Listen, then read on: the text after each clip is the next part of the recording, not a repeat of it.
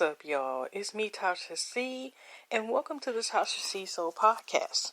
Shout out to my podcast and my YouTube fam who have been listening or / watching my videos. You part of my podcast fan or like what you hear, and you want to know about this Tasha C channel, go ahead and put Tasha C TV in the search on YouTube. Vice versa for YouTube. If you've also been wanting about this podcast and want to hear more of my podcast, go ahead and look in the description where I'll be placing where you can locate and follow me and listen to the shows on there. Okay. Anyway, y'all, again, this is Volume 9, Day 9, February 9th of 2020 of my Our Kings and Queens Next Door series, which is more so for I'm trying to do until the 29th. I decided to do this where I'm just reading nothing but Black history facts. Now, if I'm fortunate enough to find enough facts, it may even carry over past this month. Okay, may be extended because every day should be Black history. History is just not connected with just one month, but it is a celebration. So I wanted to start in Black Happy History Month / a bonus day because guess what, y'all? We get a leap year. Okay. Anyway, y'all. I was back, of course. Let me see if there's some more Instagram. I mean, not say let me see. I'm about to go there. This is kind of recent, like barely, about an hour or something ago. Now, actually, y'all, it had, they're the Oscars, even though it really didn't have a lot of, representation, if you know what I mean, of Black people there. What was nominated was one, I think, besides that British actress, whatever. So far. Also, what has happened is the Oscars, just won. I'll make in my podcast next. I'll talk about the Oscar winners, but I wanted to congrats. Like I said, I don't know why I didn't have it in here in my Black History section. Just give me a moment, y'all. But if y'all had researched about this short film that was nominated for the animated shorts for the Oscars, called Hair Love. And Hair Love, I think, was based on a book where it was eventually turned, I think, into a short animation film by Matthew. Trying to go real quick. I want to make sure that Hair Love wins Best Animated Short Film Director, dedicates award to Kobe Bryant.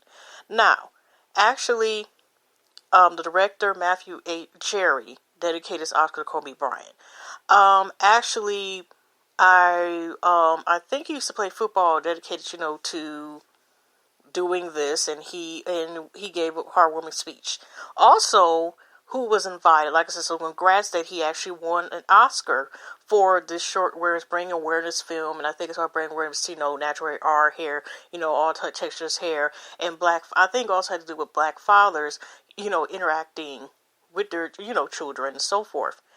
Because it plays, I think it claimed would play with a credible too, or, as a part of the preview in that short, a short, little show, before, the movie began.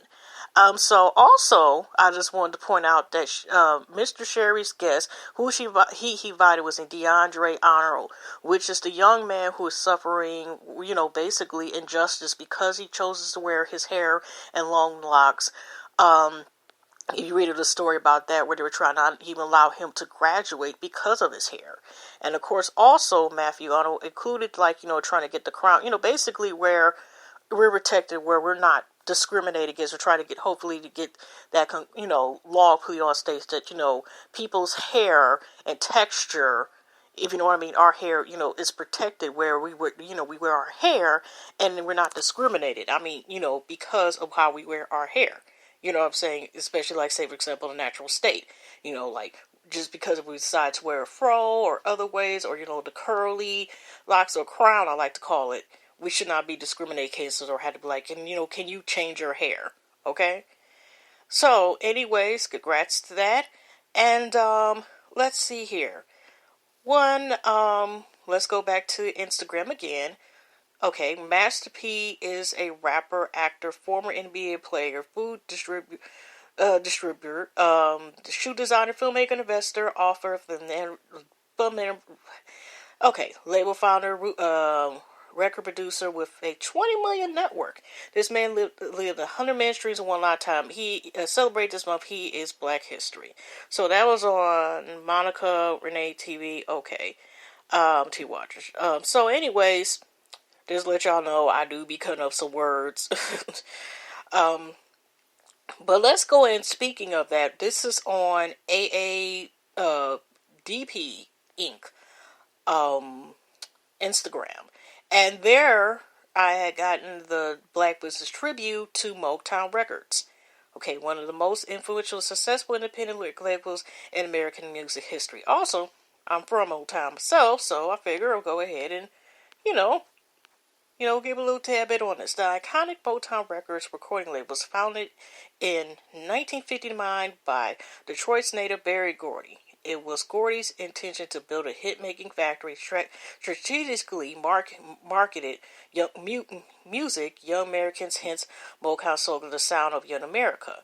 With its creation of catchy hooks and a semi-line song production approach, this label climbed up the 1960 music charts with its first number hit song Shop Around by Smokey Robinson and The Miracles. Motown continued to excel throughout the decade as 357 of their released singles dominated the R&B and pop charts. By 1965, Motown became the richest black-owned corporation in America. This success was rare for an American independent record label. Furthermore, Motown helped change the cultural climate of America. Motown's popularity changed Americans' 1960 segregation culture as it drew fan bases amongst both white and black audiences. This helped Motown infiltrate a plethora of legendary black artists into commercial mainstream American music industry. These legendary artists include the Supremes, the Temptations, the Jackson 5, Stevie Wonder, and much more. These musicians sang the Motown sound and changed the sound of modern pop and R&B. Though Motown is currently under the Universal Music Group, it remains a volatile pillar in the music industry. Now, that's one thing. I haven't been to I'm not going to lie, in several years. I think they have revamped it as well, but I have went there to the Motown, as far as how it's set, in a museum form. So, I definitely went there. Honestly, I still need to go to the Charles Museum, the Black History Museum. I still haven't went there yet. I'm just letting y'all know. But if y'all say y'all are, ever visit Michigan, because it's located in Detroit, try it if you can to go there to the African American Museum, to go there to, Hitsville, Motown Museum as well, and also go to DIA, that's Detroit Institute of Arts as well. I haven't been there in years. I need to go back. Oh, okay. Now, on Michael Eric, Dr. I could have sworn he has Dr. Eric Dyson's on his page, Instagram page on Black History. He has this. Okay, Chester Himes, who was born July 29th, 1909, and passed away November 12th, 1984, was an African-American writer. His works include If He Hollers, Let Him Go, and the Holler Detective series. In 1928, Himes was arrested and sentenced to jail and hard labor for 20 to 25 years for armed robbery and sent to Ohio Penitentiary. In prison, he wrote short stories and had them published in national magazines. Following his release, he worked at part-time jobs while continuing to write.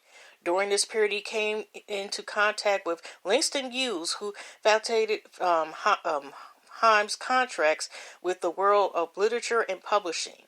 By the 1950s, Himes had decided to settle in France, a country he liked in part due to his popularity in literary circles. Himes was the contemporary of political cartoonist Oliver Harrington and followed expert writers Richard Wright, James Baldwin, and William Gardner. If He Holler, Let Him Go was published as some complain as a protest novel. Himes never squashed his disdain for the systematic racism of the day or for black integrationists, whom he referred to as whining beggars. In 1955, abandoned the protest novel to begin a new series of 8 books, The Harlem Circle. These tomes became not only Hines' most enduring work, but also some of the most powerful American fiction ever written. His book Cotton Comes to Harlem was made into a movie starring Godfrey Cambridge, maybe Saint Jacques, Calvin Lockhart, and Judy Pace. Okay, I never knew that. I never knew that was. As soon as they said Harlem to Harlem, I didn't know that was based on the book. Okay, that means definitely gotta read more books. Okay, unfortunately, there was a passing of a legend. A black, as far as actress, I'm just. Ooh, I knew I had it on here. Just give me 1 second. I just found out. Okay. Let's see. Okay. Unfortunately, if some of y'all do not know, Paula Kelly has passed away. It's died at only 76 years old. I'm just gonna go to a website called Broadway. BroadwayWorld.com. Broadway and film actress Paula Kelly dies at 76. Broadway World is saddened to report that Paula Kelly, actress of stage and screen, has died. She was 76. Kelly made her Broadway debut as Miss Fuzz in the 1964 musical Something More, alongside Barbara Cook. Her other Broadway credits include Dozens, 1969, Paul's A Story There, 1971, Evitt Metamorphosis, 1971, and Duke Ellington's Sophisticated Ladies, 1981. She appeared on the London stage in Sweet Charity, for which she won the London Variety Award for Best Supporting Actress. She also appeared in the film adaptation of Sweet Charity. That's there. Kelly also starred a record-breaking West Coast premiere of Don't Bother Me, I Can't Cope at the Mark Taper Forum, and was awarded the Los Angeles Drama Critics Circle Award, Variety, and the first of 3 NAACP's Image Awards. In addition to the stage, Kelly appeared in many television musical specials, including Sammy and Friends, Quincy Jones' tribute to Duke Ellington, We Love You Madly, The Richard Pryor Show, the Gene Kelly's New York, New York. She was co-choreographer of the BBC production of Peter Pan, in which she also performed the role of Tigger Lily. Kelly's film credits include Soylent Green, The Spook, I remember that too, The Spook Who Sat by the Door, The Strain, Uptown Saturday Night, JoJo Dancer, I remember that too, Your Life is Calling. That's supposed to be somewhat a biography on Richard Pryor's life. I remember that. Drop Squad, Once Upon a Time When We Were Colored. On television, Carrie had I wonder if I'm going to put it in there. I'm sorry, y'all. Oh, yeah, let's talk about it. On television, Kelly had a recurring role in the first season of the sitcom Night Court, for which she received the Emmy Award nomination. She also guest starred in a variety of television movies and sitcoms, including Sanford and Son, Kojak, Policewoman, Golden Girls, Good Times, Any Day Now, and TV miniseries The Women of Brewster Place. She was nominated for a second Emmy for her role in The Women of Brewster Place. Okay, and just taking a look and click. Okay, is there anything else about her? Yeah, but rest in peace, condolences to her and her family for this time, her loved ones about the passing of her. Yeah, like I said, she was like I said, is a legend. God rest her soul. Okay, I was going to talk about this person before, more detail. Give me a second.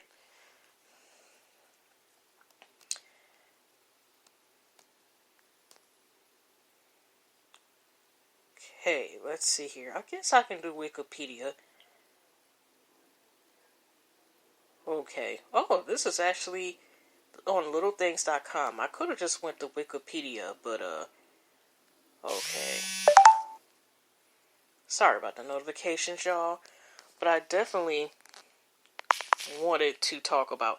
Now, if y'all have heard about the story about Betty Boo, which is a famous cartoon character, kind of like a sex kid, and if y'all also ever seen the movie Who Framed Roger Rabbit, she kind of reminds me of like I think she came out before Who Framed Roger Rabbit, and like I said, she is like I said, a sexual. We're gonna go to Wikipedia because I originally the site that I have it on, it's not there at the moment. Okay, Baby Esther. That was originally supposed to be my name, y'all. Was Esther. Okay, Esther Lee Jones, known her stage name Baby Esther, was an American singer and entertainer of the late 1920s, known for her baby singing style. She performed regularly at the Cotton Club in Harlem. Theatrical manager Lou Barton testified during the King and Fletcher trial that Henry King saw Baby Esther's cabaret act in 1928 with him and appropriated Jones' style of singing, changing the interpolated words boo boo boo and do do do to boo boo be doo in a recording of I Want to Be Loved by You. King never publicly admitted this. Jones' style, as imitated by King, went on to become an inspiration for the voice of the cartoon character Betty Boo. Wait a minute, this is a picture of Baby Esther and a man in blackface. What the heck? Now, they have it where Esther was born. They have a question mark that she was born 1919, possibly. Esther Lee Jones in Chicago, Illinois. Disappeared, United States and other names. And years active in 1924, 1934, an agent. So it's sad because it's kind of like a mystery, but let me continue. When King attempted to sue Fletcher Studios for using her personnel, the studios defended themselves by arguing that King herself had taken it from baby Esther Jones. An early test sound film of Baby Esther's performance was used as evidence. In court, it presumed that Jones was still in Paris. Okay. Alright. Wow, this is kind of long. But Esther reformed briefly. Wow, this is quite longer than what I thought, y'all. I thought I was going to get through this. Okay. But, it seemed like, y'all, if y'all want to read up on it, Wikipedia has a lengthy, article, but I'm just going to read, like, probably the first paragraph and get off here, because this is kind of long. Okay. Baby, Esther Lee Jones originally built Little Esther was a child entertainer who lived in Chicago, Illinois. She was managed by her mother Gertrude Jones and her father William Jones. Esther was a trained scat singer, dancer, acrobat who used to perform regularly in nightclubs in Harlem and all over the United States in the early 1920s. In her act, Baby Esther would dance, make funny faces, roll her eyes, and enter probably the words such as boo boo boo boo and woo da da and do do do and do do dee do ho dee wah dee da dee da do boo boo be do la dee do do, and we'll finish our routine dee do. Helen King was the first one saw Esther perform in 1928, where she had ringside seat with Tony Shine, booking agent for both Kane and Jones at Everdo's Club on Broadway. And so it goes to the details more about her career, and like I said, it kind of like they talk about her career, but her early career, but it doesn't actually says anything else. Okay, it's like her legacy and so forth, but I don't know what happened. What happened? It like anything past that. Oh, okay. Sorry, y'all, about that, but okay. Let's see here. Of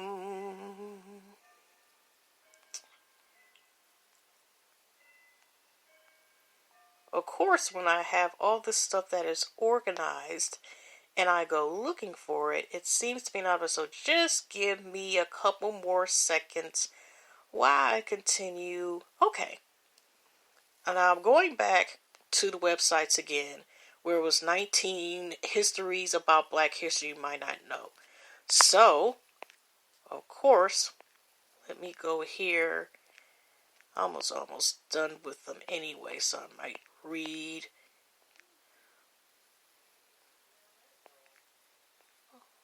Okay. Still writing loads. Okay. Alright.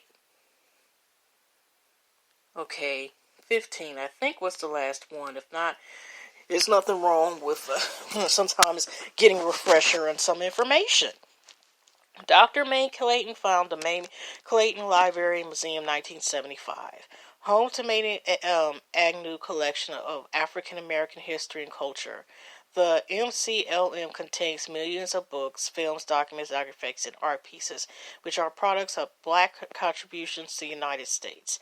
The museum was first started as a Western State Black Research Center. Dr. Clayton spent decades curating her historical collection on her own. Set up in a large garage within Clayton's Los Angeles home, the collection was a library open to all. After some of the artifacts were damaged due to poor storage conditions, a campaign to rescue relocate Dr. Clayton's work finally paid off when the collection found its permanent home inside the former Los Angeles County Superior Courthouse in Culver City. It remains open for guided tours to this day. Okay, 16. The 6,888th Battalion was an all-black, all-female unit of the military that delivered mail to World War II troops across England. In February 1945, the 6,888th Central Postal Directory Battalion was established to deliver mail to American troops, government personnel, and volunteers aboard in England. At the time, many packages and letters were poorly addressed or sent to individuals with common names and little further direction. Members of the service weren't getting their mail, which had outside impact on morale. Officials estimated that with the disarray of the postal warehouse, it would take around 6 months for the harrowing backlog to be stored and delivered. African American women were granted the opportunity to travel serve overseas in late 1944, and the 6,888th Battalion was full of eager, well-trained recruits. Led by Majority Charity and Adams, the women of the 6,888 spent time in Orlando, Georgia, preparing for service, jumping over trenches, identifying enemy crafts, and marching. Mail delivery in war zones did not come not without danger, and the women of Motown faces several close calls, injuries, and even some instances of death. Though the reaction to this battle was mixed, the 6,888 was outstanding efficient. The battalion worked in long shifts 7 days a week and created a brand new tracking system for the mail they received. Rather than accomplish sorting the mail in the project in 6 months, the recruits blew the task in 3. Okay. Now, I got one more, and then that will be the end of my podcast today.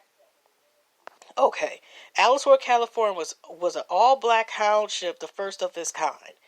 Now, remember, I talked about it maybe about a couple days ago about L.A. was actually created by black people in Los Angeles. Okay, so here we go. A township founded in 1908 by Colonel Allen Aliceville and a group of other African American men. Aliceville was meant to be a refuge away from the oppression that black people faced amidst society and aim to be wholly self-reliant. And the town of Allensworth ran largely off of agricultural produce, but contained its own small business and school districts by 1912. At the height of Allensworth's success in the 1920s, there were around 300 residents. Severe drought and the discovery errors in the water supply led to the loss of residents in the 1960s and 70s. In 1976, now empty, the town became a state historic park. You can visit the site daily between 9 a.m. and sunset. Okay? And that is it, y'all. And I'm going to get off here.